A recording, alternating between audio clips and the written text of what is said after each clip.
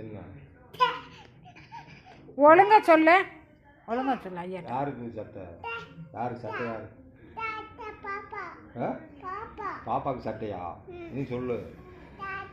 யாருக்கு? யாருக்கு சட்டை?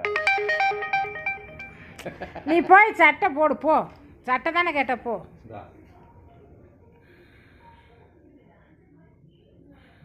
கையை விடு உள்ள. ஓ சைஸுக்கு நீ சட்டை கேட்குறியா?